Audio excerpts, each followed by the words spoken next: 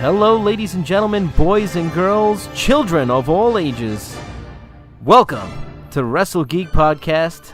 I am your host, one of your hosts, Mitch, and I'm joined alongside, as always, my weekly co-host, Rich. How's it going, Rich? Mitch, what's going on? Ladies and gentlemen, I would like to say, welcome to the Wrestle Geek Podcast. I know you waited all week to do that, so. I did. I really did. And conspicuous by his absence, well, it's not really conspicuous, but we're sending our well wishes out to our other co-host over in the United Kingdom, Howie.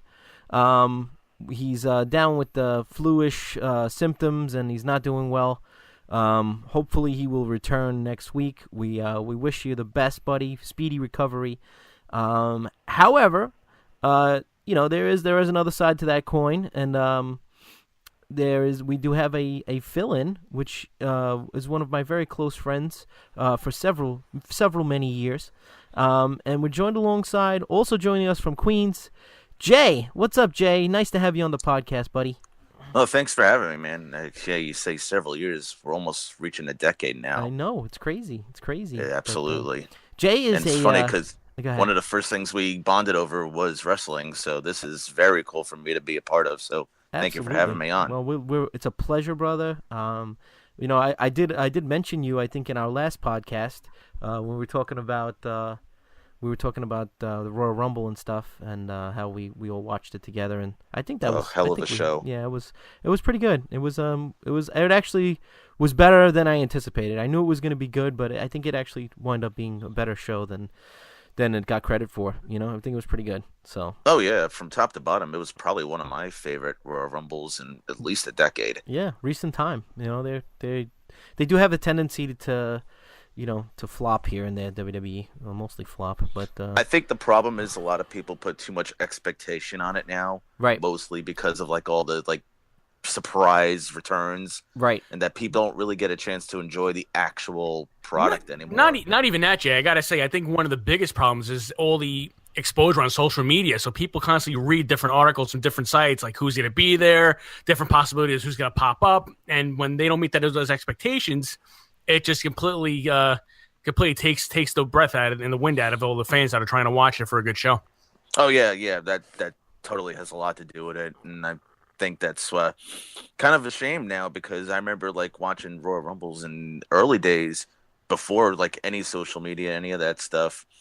It would just be you had no idea what was going to happen. Anyone could show up, anything could happen. But now, like you said, with the growth of social media, news is out in an instant. Oh, so-and-so was spotted at this airport. Oh, so-and-so was spotted here. Yep. And they're like, oh, they're going to be in the match. And then when they're not in the match, you're like, wait a minute, that's not what I wanted. Yeah, and what people don't take into consideration the fact that, when Royal Rumble or WrestleMania or SummerSlam is in town, there's always these other smaller promotions that try to piggyback off of the influx of fans that come into the neighborhood. So they try to put together sometimes. Richie's even been to these when he went to WrestleMania, other little fan fest type things, and so some of these superstars or wrestlers that come into the town during Royal Rumble or WrestleMania are actually there because they're doing autograph signings and other kind of meet and greets and things like that. So it doesn't necessarily. And yet other people are like, oh, they're going to be in the Rumble, and they make the propaganda and the rumor and innuendos that they're actually gonna be there. Meanwhile, then that's when people wind up getting let down because they believe they buy into this stuff that people say. So. But it works out for the wrestlers too, because they're like, oh, I'm gonna be in, I was reading something that someone's gonna be in New Orleans the weekend of WrestleMania, and so you're thinking, oh, maybe they'll show up at WrestleMania, and then exactly it doesn't happen. And you're like, well, there was speculation. Sting put at a Twitter post or an Instagram post with him in the full makeup, and he's like, oh, maybe I'll be ready to Rumble this weekend. But in essence, he was actually at a signing for another independent circuit, like we were saying. Yep. And it's like, oh, let's pull him into the end. We're gonna go for a signing for Sting, and he's gonna be at the Rumble later, the next night or whatever. And obviously he's not there. So, like you said, they're definitely banking in on these independent circuits to get more money in. Right. Off of the bigger. Yeah, they're just piggybacking off the advertisements that WWE is spending money on. So. Yeah, for sure. But yeah, I mean it's cool. It was a good Royal Rumble. I would have liked to see one or two more special entrants. That would have kind of made my that would have tickled me a little bit pink, to see some more surprise entrants in the men's Rumble. But it was what it was, and still, like I said, it was the outcome was good, and we enjoy seeing Shinsuke Nakamura win. We did. And I know he's one of your favorites, if not your favorite current superstar. He's definitely in my top 5 right now. And I know it's been for a while yet too that you've been saying that. So, but so you're not one of those front runners that just all of a sudden decide to jump on the bandwagon because he's going to WrestleMania. Well, so, it was definitely refreshing seeing somebody different, like in a whole different like class, kind of like just win the Rumble. Like you had Orton, you had Reigns for the last few years. It feels it's very refreshing seeing Nakamura win the Rumble. Right. Yeah, I agree 100%. So we're gonna go right into to Monday Night Raw this week. Current stuff. The opening match was Bray Wyatt versus Roman Reigns. Actually, a solid match. I mean, it from start to finish. It even got several "This is awesome" chants, and those two never disappoint. When they're in a match together, they never disappoint. Love him or hate him. I was about to say the exact same thing. Every time they have a match, I've never been disappointed by them. Absolutely. Love him or hate him, Roman Reigns is a worker, and he's got it in his blood, and I think it's inherited, and he's a hard worker, so you got to have respect for him at least in that sense. The same thing goes for John Cena. You might not like him, but definitely a workhorse and definitely puts 110% in every time they go out there. There's never. I got nothing against Roman Reigns as a performer by any means. Oh, me neither. My only problem with Roman Reigns is that I think a lot of times when he cuts promos, it sounds so rehearsed and so thought scripted. Out. Yep. Yeah, so scripted. It does. But in retrospect, from what he is now compared to when he first started doing like promos, he has improved, I guess, a little bit. I would say, but he definitely has a lot of work to do. Yeah, absolutely. I mean, back in the days, like when he was in the Shield, he only said like one sentence, and then he would just beat everybody's ass. That was back when he was in the Shield. He used to go, that. "Wow!" That was his only line. No. He still does that. He still does that. He still does that, but now he added in howl. a couple more. He's the big dog. He's the big dog in the yard. That's his howl. So Reigns wins in the end, advances to the Elimination Chamber match, which obviously, you couldn't. I mean, that was just like you knew that was going to happen. Like Reigns not being in the Elimination Chamber match. There were like one or two moments where you actually thought that Wyatt had a chance to pull off a victory, but then you quickly come to your senses and realize that he's going to wind up ultimately getting the spear and losing. And then we saw Matt Hardy come out after. After it was all said and done. Wonderful! To a giant pop, a brand new T-shirt, and I gotta get that T-shirt. Oh, it looks so cool with the. It looks cool. It's cool. Yeah. Super over, and rightfully so. I mean, Matt Hardy is awesome. He was always a good, a good hand and a great star. Even when he was Matt Hardy, version 1. The one. Yeah, and he had that cool music too. Oh yeah. Yeah, exactly. Good. Oh yeah. And then the next, I was an MFer. I'll tell you that much. Me too. It was cool. Some may even say you still are an MFer, sir. I didn't. Well, it depends on who you ask. But, exactly. Not in my book. You're cool in my book. But it was the cool thing about Matt Hardy back when he was version 1 wasn't his entrance. The first kind of thing was kind of like computer generated in a way, like as if you're watching it. Yeah. As if like you're kind of watching like a stream, like right. Like if you're streaming it, like it's kind of like has the glitches and stuff as it's going through. Dislikes mustard. Yeah, that's right. That was awesome. Right. They used to have those little pop-ups. It was like, little facts about Matt Hardy. I really liked that. But now they kind of do that. But they kind of do that on SmackDown now. If you notice, like when the wrestlers come out on the side, they have like little bio. Facts. Yeah. I mean, I doubt they say anyone strongly dislikes mustard, but just the idea, right? Is True cool enough. True. Absolutely. Well, and then we go on to the next match was the Revival versus Finn Balor and Carl Anderson. Revival's great. I'm telling you, I can't get enough of these guys. So good. We love them. Absolutely. We're big fans. One of the best teams I've seen in the last 5 years. You guys might think I'm nuts, but one of my favorite moments of that match was when Balor and Anderson gave them both a double back body drop. I'm like, you have not seen that in years. No way. In a tag match. I was like, this is awesome. It's like it was vintage and nostalgic, just in that sense alone. And not the Michael Cole vintage, like the actual vintage. What other team used to do a double back body drop? The Rockers? There was one team, I think. Yes. Yeah. That was it. And then they would do the double fist drop, like they would both fall down on you and do the fist. Yes. Double drop kick. Yep. Yeah. Double drop kick. Double arm drag. I was gonna say double under. Yeah. So the double kip up. Yeah. They were awesome. They both get clotheslined by the Barbarian. Didn't they also do the double fist? Didn't they also do the double fist off the top too? Both of them at the same time. Finisher, I believe. Yeah. Yep. So, or that was one of their. Well, they both finishers. they did the double super kick too. Don't forget, to the bigger guys. Yes, that's right. So, and then But of course back to the revival. I think Balor and Anderson win via pinfall. I don't know what they're doing with I don't know what they're doing with the revival. It just seems like every time they come out, they're getting like their snot kicked out of them, or they're losing a match or something. So, my opinion is, I mean, when they were down in NXT, they were firing on all cylinders. But then you come up to the main roster and you get two big injuries in the span of like what? Couple of months. Yeah, so maybe with that, they're kind of like maybe a little kind of hesitant to give them a big push since they're kind of injury prone now, I guess, in the last few months. Yeah, that's understandable. That's my view on that. It's unfortunate though, because I feel like they have so much potential, and they definitely have especially for fans that are around our age and older. I feel like they kind of bring back that golden days of when we were kids, and we really, like we're all still really into wrestling, but you know what I mean? Like that was kind of like for us. They totally go back to Arn and Tully. Absolutely. Oh, without a doubt. I remember saying that like a few weeks ago. I said that a few weeks ago, a week or two ago, whatever it was, and then all of a sudden Corey Graves wound up saying it. Me and Richie just looked at each other, and they wound up saying it on Raw this week too. Yep. So that was pretty cool. I don't know if they're listening to the podcast and biting us off, or Corey Graves just has a good mind for the business. It's probably the second, but it's cool. Whatever. All they need now is like a modern day Bobby Heenan to manage them, and that'd be cool. Forget it. Oh my god. No, there'll never be another Bobby Heenan, but maybe somebody. Well, I mean, obviously there's half never as gonna good be as another. him. Yeah. Yeah, totally. And then we got the 205 guys. It was a tag match. It was Mustafa Ali and Cedric Alexander versus Tony Nese and Drew Gulak.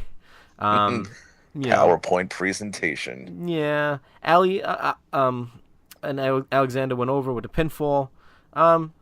Good match. Everything I guess you can expect from a 205 live match. I got a feeling it's building up to Alexander winning the Cruiserweight title at Mania. Yep, absolutely.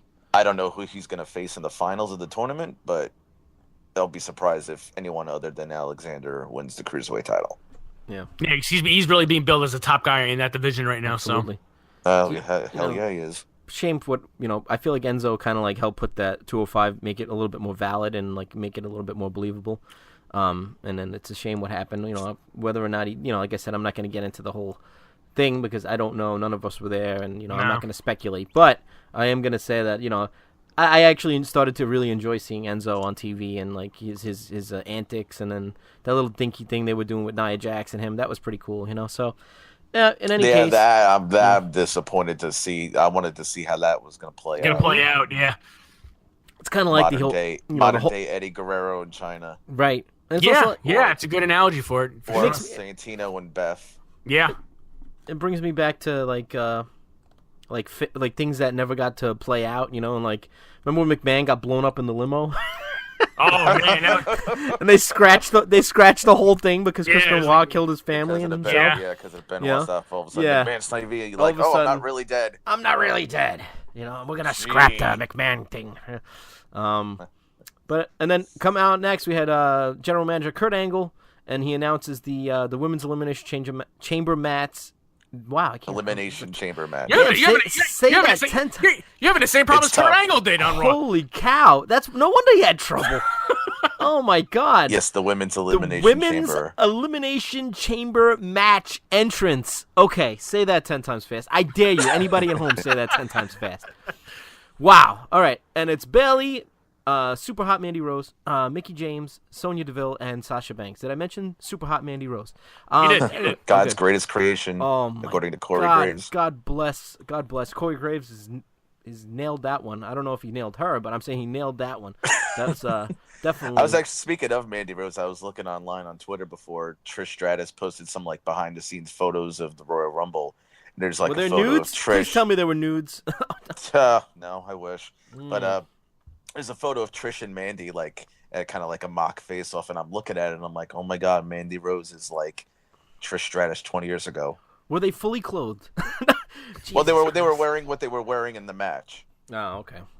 So. And then we go into something dopey, with Alexa Bliss coming out and claiming that there was sexism and he was being sexist and stuff. I wasn't really I don't know. I just I guess there's a place for. I love Alexa, but I kind of tuned out on that. Yeah, it was whatever. I mean, it's okay. I mean, I guess it makes sense, but I don't think that needed to be incorporated in this whole thing. But in any case, it is what it is. I guess they want to try to have a little bit of everything mixed in. It is a soap opera after all. So, excuse me. So, and then Asuka versus Bayley. Before that, we had a little promo with Bayley in back with Sasha Banks, and you can see that they're definitely pushing Sasha Banks as a heel. Yep, Boss Persona coming back. Yep, and so it's definitely leading to Bayley versus Sasha at Mania. Yeah, which I'm totally fine with. Me too, and we'll get a nice rematch from NXT when they came up and whatnot. That was a great match. And now imagine what they'll do on Mania. Rich, weren't we there for that match?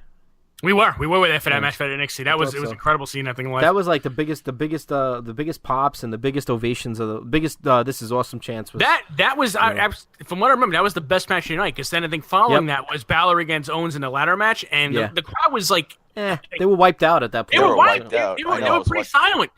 Yeah, watching that on TV, I could tell, man, that crowd is wiped now after that Bayley match. Yeah, and I mean, and just to say, like, I watched this match, its entirety, and I gave it my full attention. So not that I don't give everything my full attention, but this one I was kind of locked in on because I wanted to see what would happen here. This was pay-per-view quality match, folks. I mean, like, the two of them, like, I feel like it was an amazing match. Like, it just flowed, and they had good chemistry together. Definitely. I really enjoyed it, and props to Bayley. Well, Bayley and Asuka have always had great matches. Both their takeover matches I thought were outstanding. Absolutely. Yeah. And then this match was absolutely no different. And I like the handshake at the end. I thought that was classy. Yeah, definitely. Yeah. Good sportsmanship. Cool. And then we go to another match, which The Miz versus Apollo Crews Elimination Chamber qualifying match. I mean, we knew who was going to win this one. They were so predictable, these matches, at least in my opinion. Apollo Crews, I mean, poor guy, man. When he was in NXT, I was like, wow, this guy's going to be great. It's like he's kind of like they brought him up too early. Yeah, they brought him up too he was early. Too green. Not even that, but most of these guys that they're bringing up for NXT are getting lost in the shuffle because there's not much for them to do. Right. Yeah. Well, yeah, exactly. I mean, down in NXT, there's not as many people, so everyone's got more of a purpose. But when you come up to the main roster, like the roster is like what, double, triple the size. Yeah. So, like guys who were like a big deal back down in NXT, they're like thought of as an afterthought now on the main roster. Because when you get to the main roster, it's almost like, let's see who can do most in merchandise sales, and that's the guys that they get to push to make the most money out of the marquee going into the main events and everything. So, I love Nakamura, but I thought he was getting lost in the shuffle there for a while. He definitely was getting lost. Before the Rumble, he was definitely kind of like mid-cardish. Absolutely. In a way, and I'm like, after the whole thing with him and Mahal at SummerSlam, it was like, sometimes you forget Nakamura's still even part of the roster. Right. It's like, where does he go from here? He just lost, he's just lost to Mahal. What's possibly next for the guy? Then I was maybe thinking maybe U.S. title or something, but... Yeah. I agree 100%. But yeah, I mean, Cruz got all great talent. I think he's still got a lot of potential. You turn Cruz into a heel and turn him on Titus like worldwide, and just make him be like a complete badass, almost like Mark Henry back in the day and something like that. He doesn't need to say much. His actions could be his right, because he's massively big to begin with. All he's got to do is go and just beat the crap out of somebody and walk out of the ring. I mean, he's not as big, but he reminds me of almost like a Bobby Lashley, like a little bit smaller version, but like has a lot more athletic ability. You know what I'm saying? He's got way more athletic ability than Bobby Lashley. Didn't they re-sign Bobby Lashley? Supposedly they did. But I see like a cross between Bobby Lashley and Ahmed Johnson. I mean, he's kind of got that kind of power. Yeah. Absolutely. Ahmed Johnson. This is the people's belt. Oh, yeah. He was the first people's champion, if you really think about it. This is true. That's true. He was the one who brought that whole thing to fruition, Yeah. Such a shame what happened to Ahmed. I know. He was one of my favorites. Me too. He had then great when he music got too, injured, by the way. when Farouk busted his kidney, then oh my God. it just went down. And he was sitting at home in his bathrobe or house coat or whatever it was. Yeah. And he was like, I'll be back. Like, I couldn't understand what the hell he was saying half the time. But, I mean, he was cool. Going down. He was super nice when I met him, too. Down. He actually, I met him we went to a hotel once, and, we knew where they were staying at I think it was a Hilton at the time, and near the it's either the Meadowlands or Nassau Coliseum. I can't remember. If it was the Coliseum, it would probably be a Marriott because the Marriott's right across from it. the Marriott. Yeah. So whatever it was at the time. I mean, this is we're going back to the '90s. So I'm lucky I remember what happened last week. But but yeah, I remember we met. He came out with his fanny pack on and everything. I have a picture of it too somewhere. I gotta go. I think I remember you showing me that picture. I remember that. I gotta post. You might have to send it to me because I don't know if I've seen this. He was huge. But in any case, so then we had the Bar for Seth Rollins and Roman Reigns. Was an odd pair. Well, not an odd pairing, but it was something that was unexpected. I guess. Yes. Yeah. Because they're still playing this whole thing off with what's his name, Jason Jordan. Yeah, the sole purpose of this match was just to keep the storyline with Jason Jordan going with Rollins and Reigns. Right. So, but it's cool. It is what it is, and. So the match, ended. It was disqualification. I think the Bar got disqualified or something like that. No, vice versa. Seth and Roman disqualified because Jason. They got disqualified, and then the Bar won. Right. Jason Jordan wound up interfering and punching. I believe it was. I think it was Cesaro he punched, if I remember correctly. Right. And then it was a solid match. It was it was good. Nothing. I don't think there was anything super unique about it. That stood out in my mind. But it was what it was. It was what it was. Yeah. Nia Jax versus Vanessa Floyd. Who? Yeah, exactly. So there was a squash match, and Nia Jax won, obviously. The word going around about this girl that she squashed is that she was like 17 years old. Really? Yeah, she's like the youngest jobber since Jeff Hardy lost to Razor Ramon in the 90s. Wow, apparently. remember that? And he had those white tights, the pants. Yeah. Oh my god. That's the 90s for you. Yeah. But yeah, supposedly this girl's like 17, apparently. Then it was Sonya Deville versus still very attractive Mickie James. And good match. Mickie James won a match. Holy cow! What a concept. Yeah, I mean, God, a veteran wins a match. I love Mickie too. So Me too. it's good to see her. Like, shout out to Mickie James. I get it. She's in much better condition than she is now than she was back in the older days when she first came. And she still looks equally as fit. Like even back then, she was a little thicker, but she still looks in shape. You know what I'm saying? Both times. I agree. Yeah. And then the main event was the triple threat. Braun Strowman versus John Cena versus Elias Sampson. Oh yes, we still throw that Sampson in on the podcast because I like the way it sounds. I love the way it sounds. The Drifter. And he has great music too. I'm really high on him, and I think he's gonna do great. He is exceeding my expectations of him. He's really connecting with the crowd. I've told you that at the Royal Rumble party that we were watching. Oh, absolutely. Because back in NXT, he was all right, but I wasn't too keen on him. But then when he jumped to the main roster and he started to get more of his personality over, I was kind of starting to dig him, and now he's actually one of my favorites. Yeah, really cool. Yeah, I think, and he won the match, which is even great. Yeah, that surprised the hell out of me because I thought for sure Strowman was going to win. I think WWE is starting to see. I think WWE is starting to see the potential there also. And if they didn't see it before, they definitely seeing it now. And I think especially that he's so freaking over. I think he almost, I know Howie always makes that comparison to Jason Jordan and The Rock, but I feel almost like he's organically catching. He's how it's not being forced. Yeah, when people start chanting for the heel and stuff, like they did with The Rock. At first they hated his guts, and then all of a sudden he started coming out with these one-liners and catchphrases that all of a sudden people said, "Oh wow, this guy's awesome." The thing with Elias is it brings me back to Austin in '96. That too, absolutely. Bad guy. I don't give a crap about you. To catch on. Yeah, I don't care if you like me or not. You know what I'm saying? I'm gonna just do my thing, and and then whatever happens. Exactly. One of the cool things of this promo on Raw yesterday was who wants to walk with Elias, and he got a huge pop for it. And it's he goes, what does WWE stand for? But I mean, he was able to get the pop from a big fan pop to being a heel in a matter of one sentence. Because after they cheered him, he's like, "Oh, it's this really strong response for a no-name talent like this," and they completely booed him right after that. So he's got the ability. That's what The Rock used to do too. Remember? Exactly. This is not sing along with The Rock. You know what I mean? When they were no, don't do that. Don't do that. Don't sing along with The Rock. Remember, he used to get mad. It's the same idea. So that's pretty cool. So yeah, it went over. Braun Strowman tramples everybody at the end, and. And then that was the end of Raw. So not a bad Raw, not the worst, not the best, but it was a solid. It's been solid, a better one since for the last few weeks. I would say probably better. I think All right, so here's the question: who gets the last spot in the chamber match? Is it going to be somebody that we don't know? Is it going to be? No, they're going to be doing. Well, they're doing like a second chance fatal 4-way between Balor, Wyatt. Who is it? Cruz, and who's the last one? Hardy. And Hardy. So I'm probably gonna wind up saying Balor because I think he's the most high profile guy out of the four. So I'll probably say Balor's gonna have to. Because what do you call Wyatt and Hardy are gonna Hardy are gonna right exactly. And Cruz is gonna be stuck with Titus. Cruz is gonna get stuck with the job again. Right, exactly, exactly. Cruz is the one that's going to get pinned for sure. Yep. So that ends the Raw recap review. It was pretty quick, but like I said, it was a pretty solid show. That's why everything went smoothly because we didn't have many complaints, and that was a good show. I'm back, and I'm better than ever. Yes, ladies and gentlemen, we are truly back. That's right. You heard the Eric Bischoff theme in the background.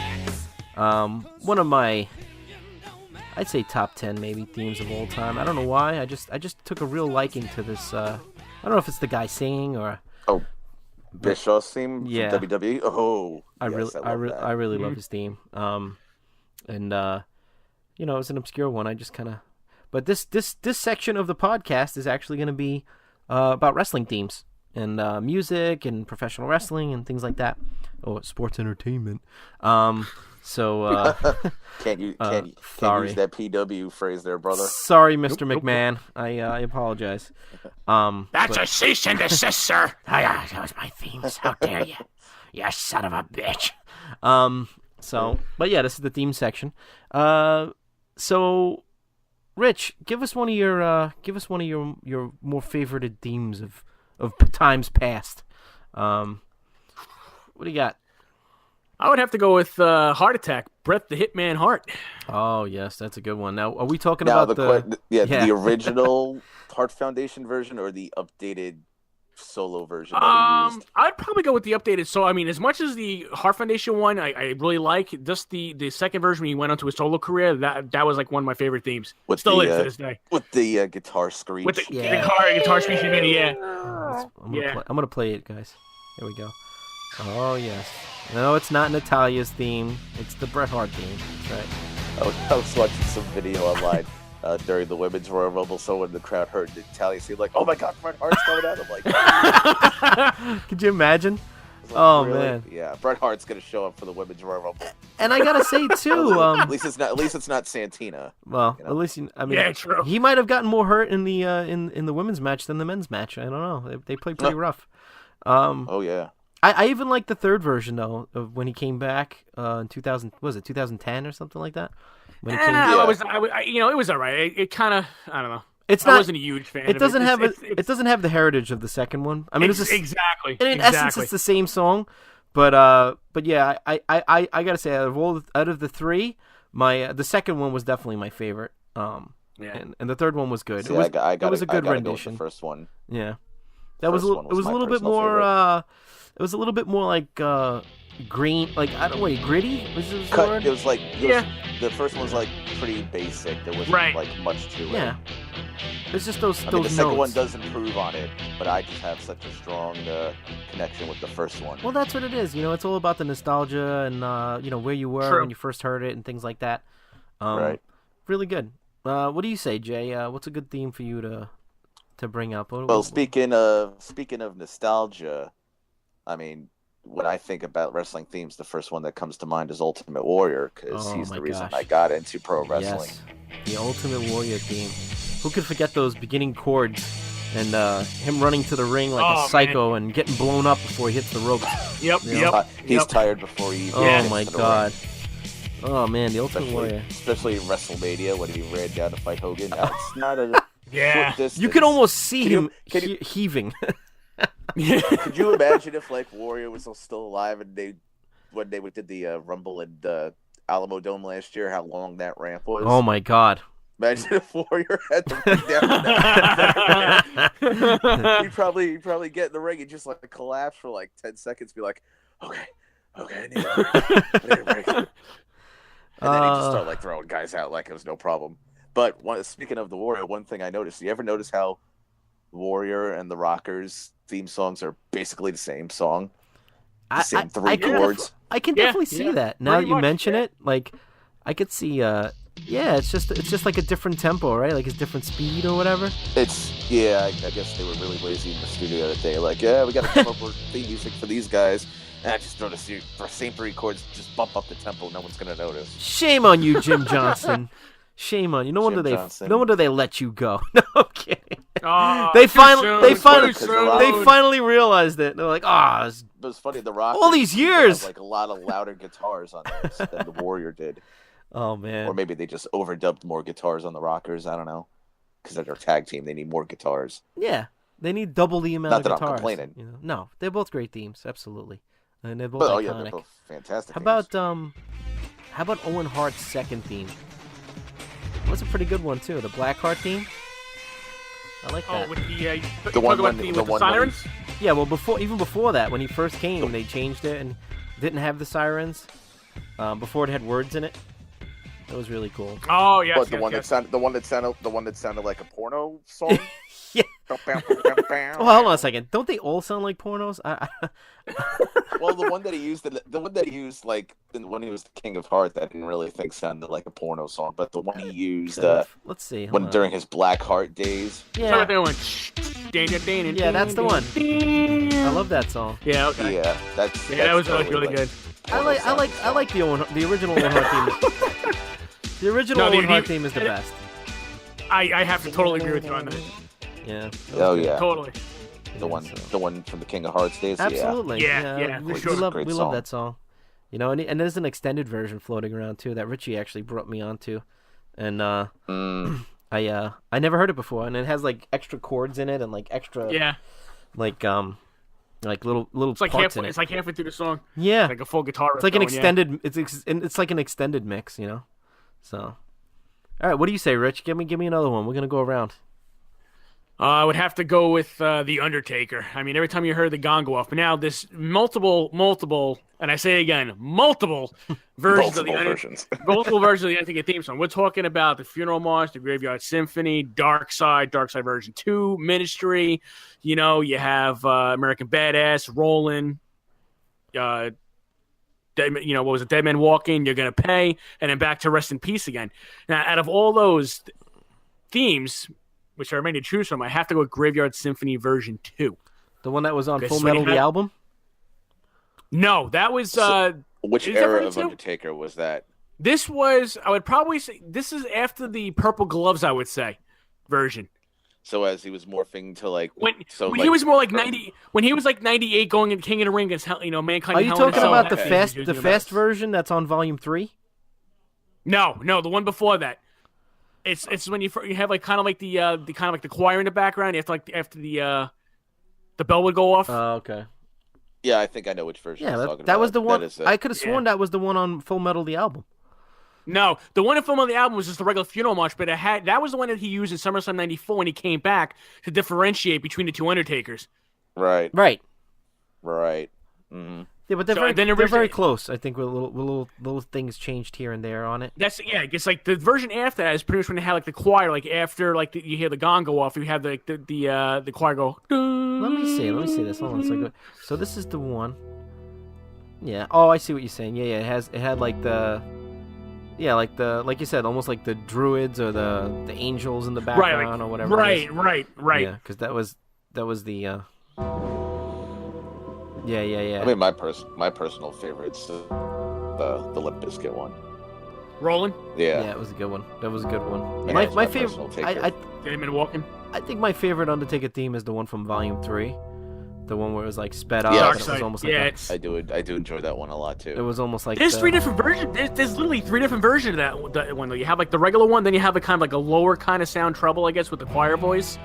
Right. And then there was one where he talks at the beginning too. It's like allow the purity of evil to guide you. That was that was that one. At one time that was like except one of the Lord hardest. Of Darkness is your savior.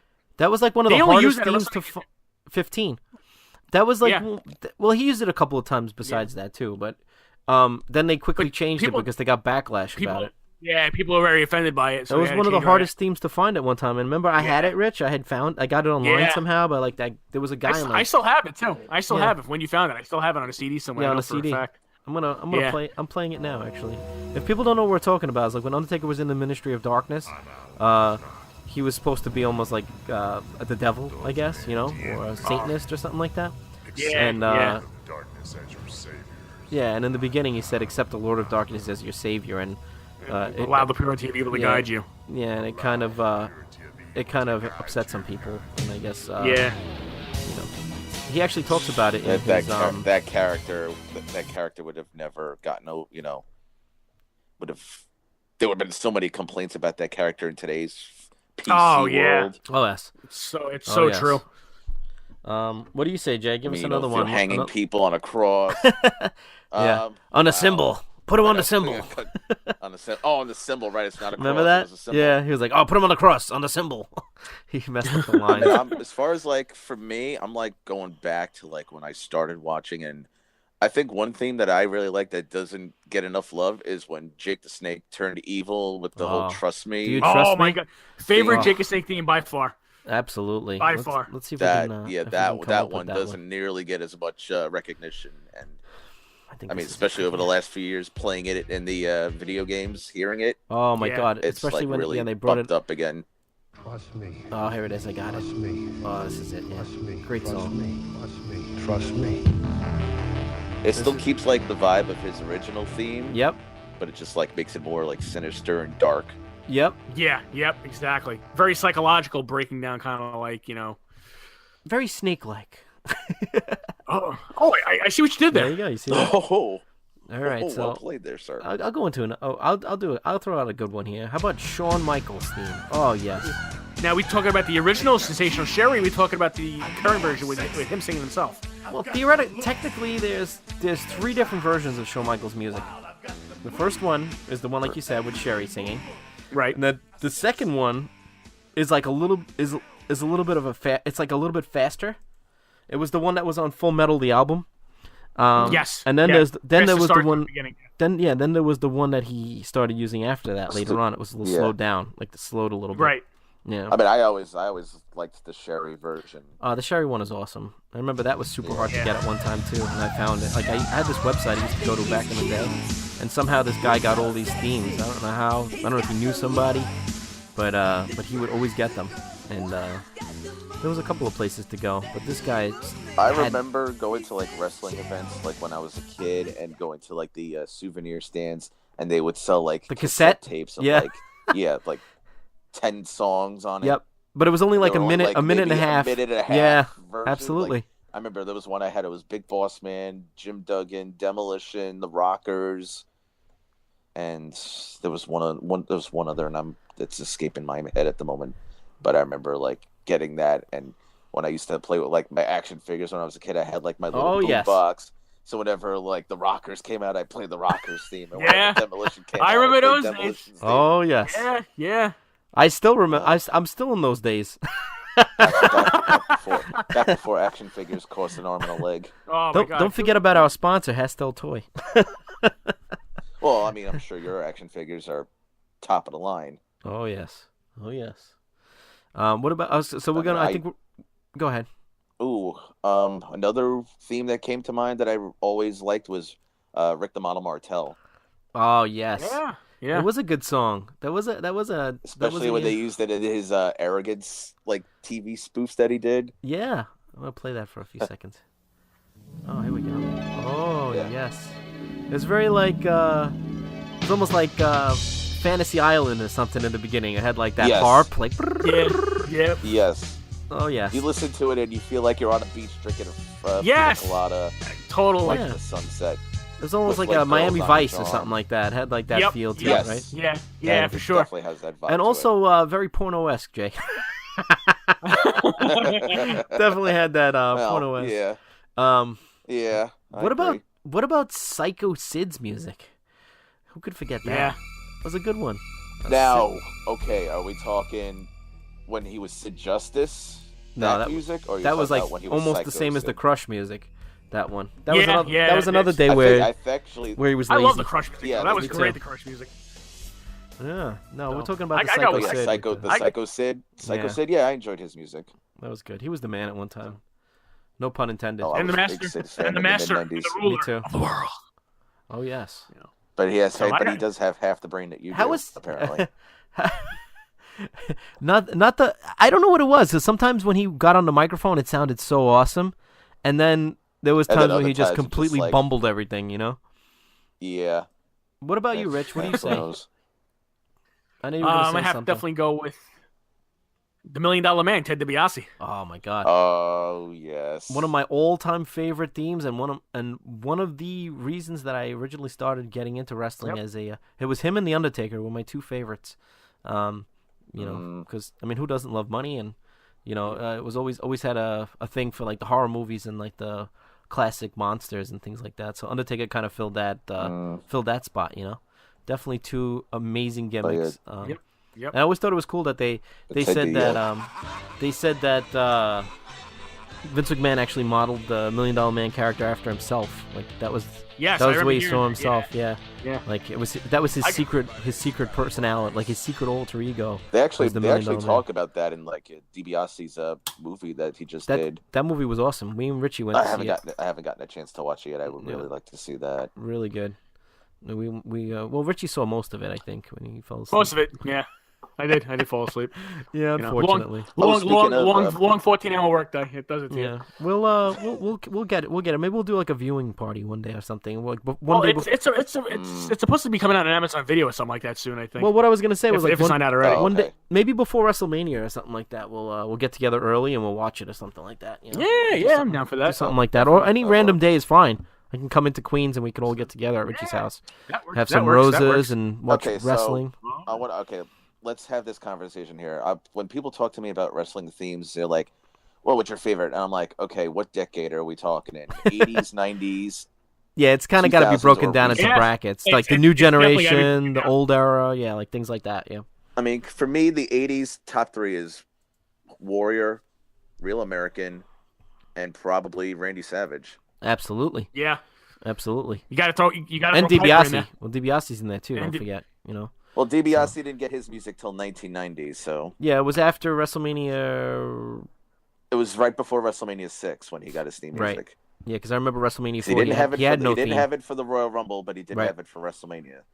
Yeah, so that's it was in great. between the two. So I guess it falls into the 90s. You know, technically, even though he was predominantly a character of the 80s, I guess. And then if you're talking 90s theme music, you have to bring up Steve Austin, Oh, absolutely. without a doubt. Oh, The yeah, Rock, that- Steve Austin. Yep. You know. When you What was- hear that glass, it's your ass. Yeah. And that's the bottom line. Wasn't there like a T-shirt that had that? Yeah, it was. It was. There it is. Like, if you hear the And I glass, like it both must of be them your ass too. or something like that. Like I like the first Stone Cold theme. I don't mean the Ringmaster theme. I mean the Stone Cold Oh. theme, like the first one where the glass broke. Yeah, it was much slower. Yeah. It wasn't Yeah. like it was kind of lighter and yeah, it was good. Yeah, and then I mean I do have a special spot in my heart for the actual, you know, the one he still uses to this day when he comes out. Yeah.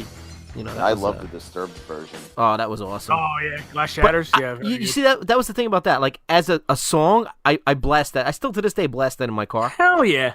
But Glass for Shatters? for Austin coming out to the ring, I preferred the one that he uses For the now. classic, the one Straight that- instrumental. Yeah. Yeah. So, but as a song, I totally love that Disturbed. I was a big fan of Disturbed too. So, Absolutely.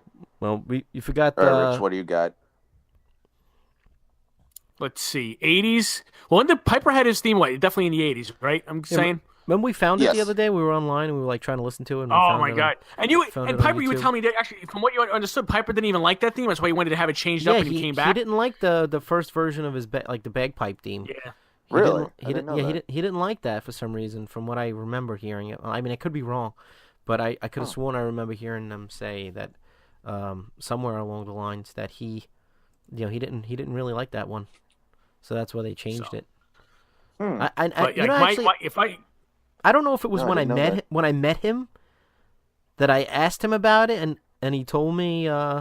I think that's what you said to me because we had this conversation, I believe, last week about this. You said Yeah. when you met him, you actually asked him about that. You said he didn't like the theme. He didn't That's why like he wanted it. to change. That's what it was. So it was my own. It Yeah. was my own shoot interview that I did with him for a few There seconds. you go. There you go. Yeah. So, but I mean, Shoot, is that if- what your series is going to be called now?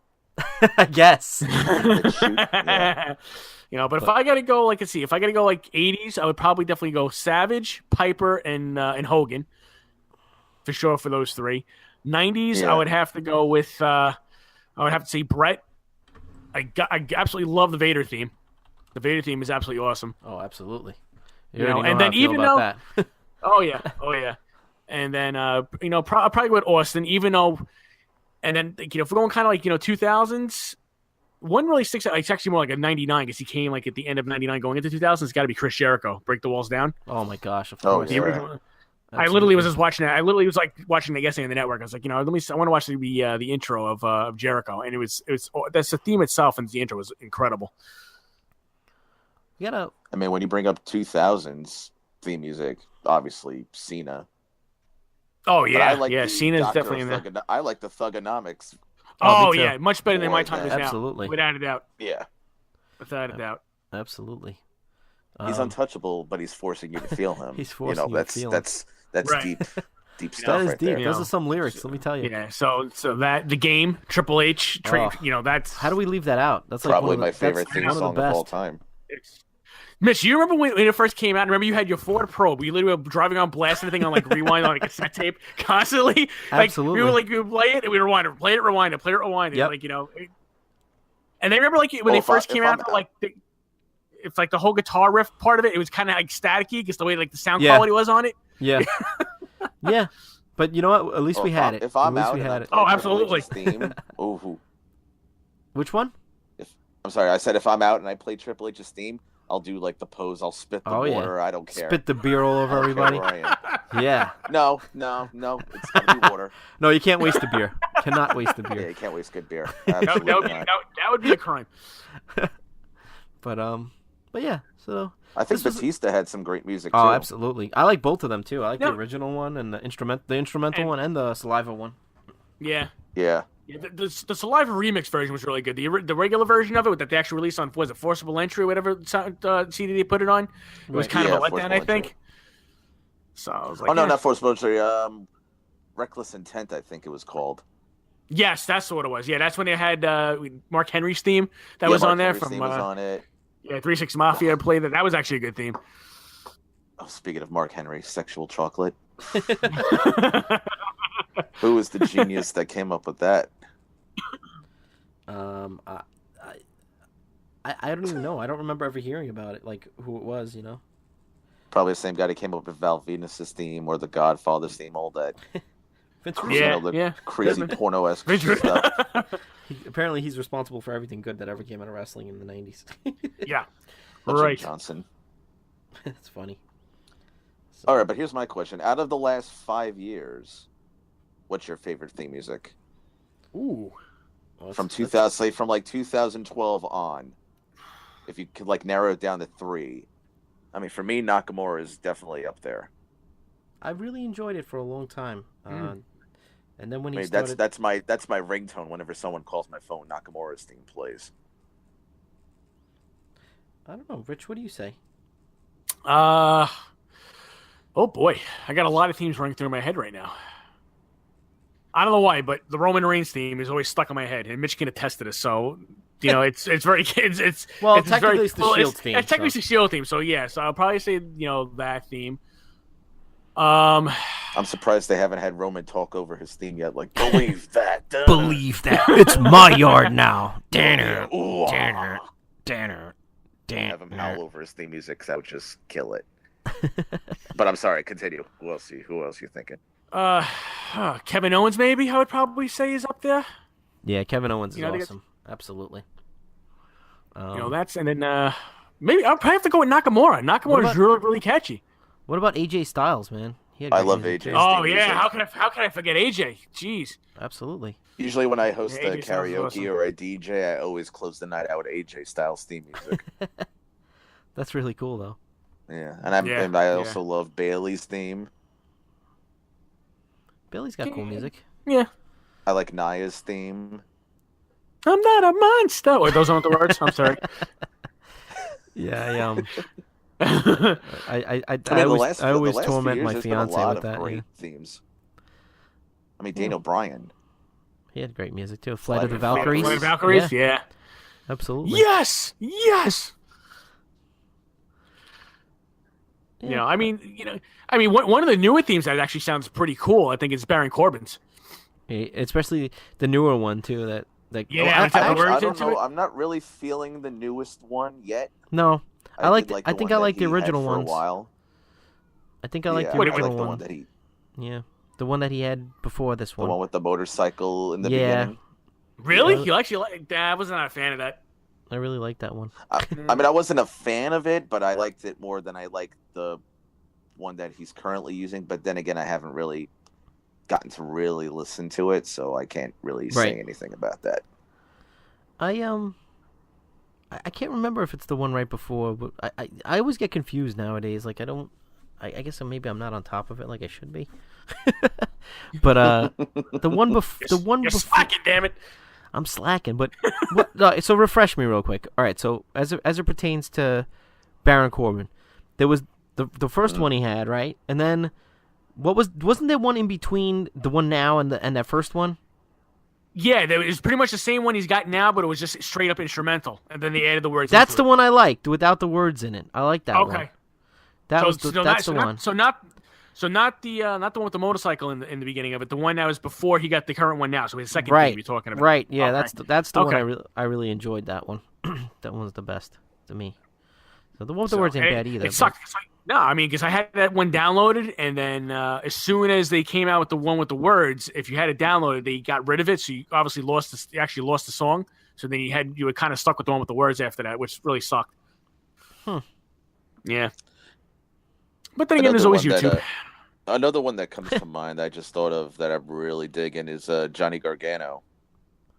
I really haven't heard it that much. It's similar to the one that he used with Ciampa when they were a team, but now it's kind of like got like a Paramore kind of vibe to it. Oh, okay. I got to check it out.